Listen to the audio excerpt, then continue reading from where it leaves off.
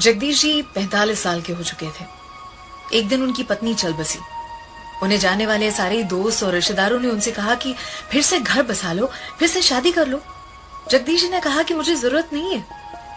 मेरी पत्नी का दिया हुआ सबसे बेहतरीन तोहफा है मेरे पास, मेरा बेटा। उसे सफल बना पाऊं, मेरा जीवन अपने आप सफल हो जाएगा। जगदीश जी ने उसे अच्छे से पाल पोस कर बड़ा किया। बड़ा हुआ तो उसकी धूमधाम से शादी भी की।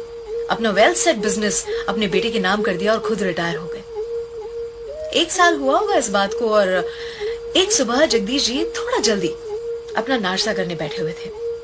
उन्होंने कहा अपनी बहू से कि बेटा, ये पराठे थोड़े रूखे सूखे लग रहे हैं, थोड़ा सा दही मिलेगा क्या, 1 कटोरी भर अगर है तो।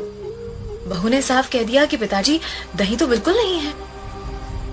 अब जब ये कहा तो बेटा नाश्ता करने टेबल की ओर ही आ रहा था, उसने सुन लिया। जगदीश जी अपना नाश्ता करके टेबल से उठ गए और उसके बाद बेटा और बहू दोनों नाश्ता करने बैठे।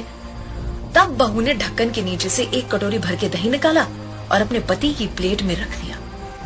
बेटा उस समय तो कुछ भी नहीं बोला, लेकिन उसके दिमाग में वही चलता रहा। वो घर से निकला, अपनी नौकरी पर गया, दिन रात उसके दिमाग में वो 1 कटोरी दही की बात चलती रही। दूसरे दिन उसने अपने पिताजी से कहा, पिताजी चलिए हमें पंडित जी के पास जाना है, आपकी शादी की बात कर आया हूं, आपकी दूसरी शादी। पिताजी हंस के बोले कि बेटा मैंने तब नहीं की, अब क्या करूंगा इस उम्र में दूसरी शादी, और मैं तुम्हें सारा प्यार देता हूं, तुम्हें दूसरी माँ तो नहीं चाहिए फिर?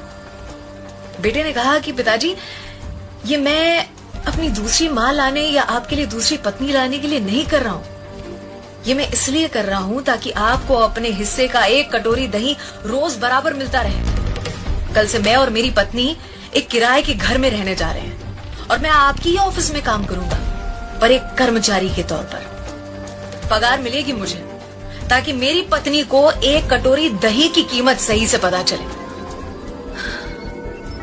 अर्थात माता पिता आजीवन अपने बच्चों के लिए एक डेबिट कार्ड बनने को तैयार होते हैं। बच्चों को कब अक्ल आएगी कि वो माता पिता के लिए आधार कार्ड तो बने।